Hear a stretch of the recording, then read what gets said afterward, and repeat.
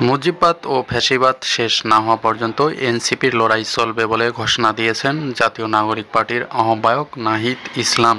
নাহিদ ইসলাম বলেন, হামলা মামলা দিয়ে এনসিপিকে দমন করা যাবে না। দেশ নির্মাণের সামনে আরেকটি লড়াই আসছে, সেই লড়াইয়ের প্রস্তুতি নিচ্ছি।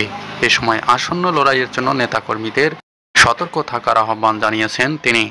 শুক্রবার দুপুরে মুন্সিগঞ্জে এনসিপির পথসভায় যোগ দিয়ে এই আহ্বান জানান তিনি।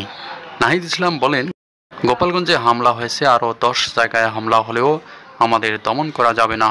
ফ্যাসিবাদ ও মুজিববাদের বিরুদ্ধে লড়াই চলবে। এই সময় জুলাই অভ্যুত্থানে গণহত্যায় জড়িত ফ্যাসিস্ট শেখ হাসিনার সর্বোচ্চ শাস্তির আশা প্রকাশ করেন এনসিপির উত্তরাঞ্চলের মুখ্য সংগঠক সার্জিস আলম। তিনি বলেন, গোপালগঞ্জের সশস্ত্র সন্ত্রাসীদের ঐক্যবদ্ধভাবে প্রতিরোধ করতে হবে। আমাদের সহযোদ্ধাদের নিরাপত্তা নিশ্চিত করতে হবে। হাসিনাকে দেশে এনে বিচার করতে হবে। আমরা তার সর্বোচ্চ শাস্তি চাই। দেশে এখনও স্বাধীন হয়নি মন্তব্য করে সার্জিস আলম বলেন, ফ্যাসিবাদ নির্মূল না হলে দেশ স্বাধীন হবে না। শুধু গোপালগঞ্জে নয়, যেখানেই ফ্যাসিবাদী সন্ত্রাসীরা থাকবে সেখানেই ঐক্যবদ্ধভাবে সবাইকে প্রতিরোধ করতে হবে।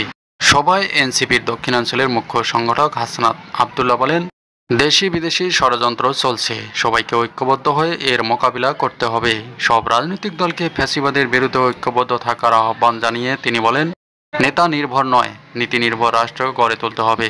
সেই সঙ্গে আগামী 3 আগস্ট জাতীয় শহীদ মিনারে জড়ো হয়ে জুলাই ঘোষণাপত্র আদায় করে ছাড়বেন বলেও হুঁশিয়ারি দেন হাসনাত আবদুল্লাহ।